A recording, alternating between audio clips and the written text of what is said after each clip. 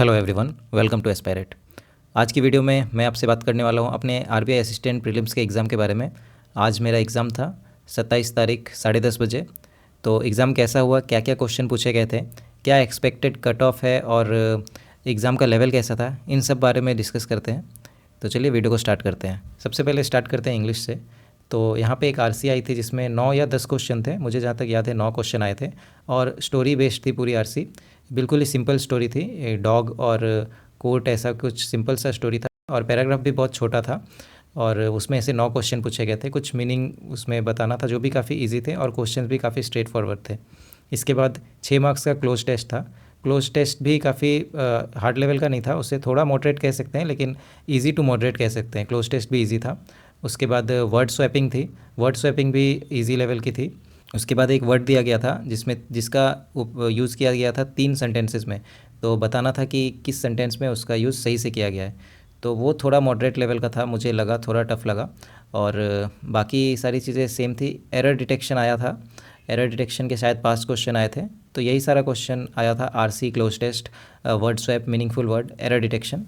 तो English section काफ़ी doable था, ज़्यादा टफ नहीं था, बिल्कुल ही ईजी था।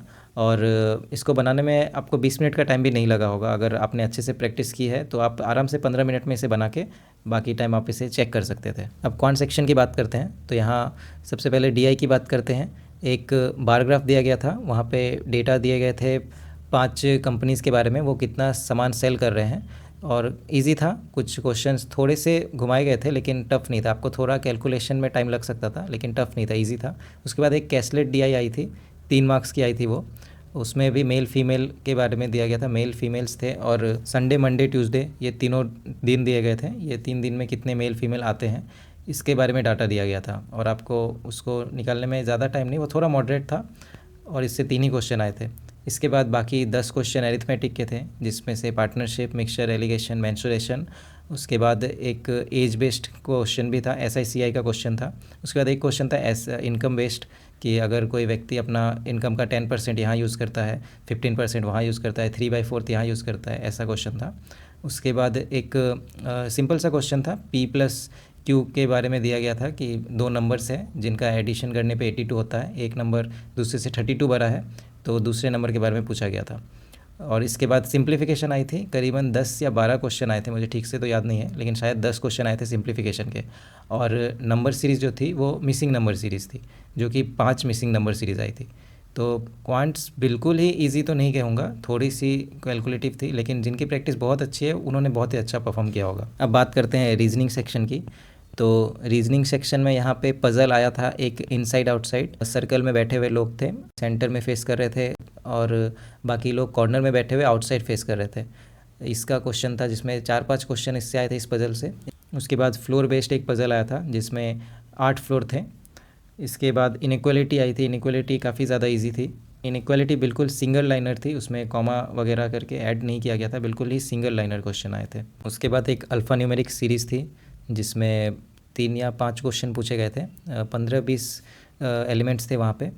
और फिर सिलॉक्स आया था, 3 मार्क्स का सिलॉक्स था आई गेस। इसके अलावा एक पोस्ट बेस्ड क्वेश्चन था जिसमें क्लर्क से स्टार्ट हो रहा था पोस्ट और एंड शायद डीजीएम या जीएम पे, ऐसे 8 या 6 लोगों का दिया गया था और उसमें आपको अरेंज करना था कि कौन क्लर्क है, कौन सीनियर है, उससे कौन सीनियर है।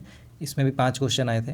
उसके बाद डायरेक्शन डिस्टेंस का कोई क्वेश्चन नहीं आया, ब्लड रिलेशन का कोई क्वेश्चन नहीं आया। एक पेयर बेस्ड क्वेश्चन था जहाँ पे आपको बताना था कि कितने वर्ड्स ऐसे हैं जो इंग्लिश अल्फ़ाबेटिकल लेटर्स के हिसाब से उनके बीच उतने ही वर्ड्स आ रहे हैं। और इसके अलावा एक मीनिंगफुल वर्ड वाला भी क्वेश्चन था जहाँ पे CART वर्ड्स थे, जिसमें मुझे तो एक ही मीनिंगफुल वर्ड दिखा, कार्ट।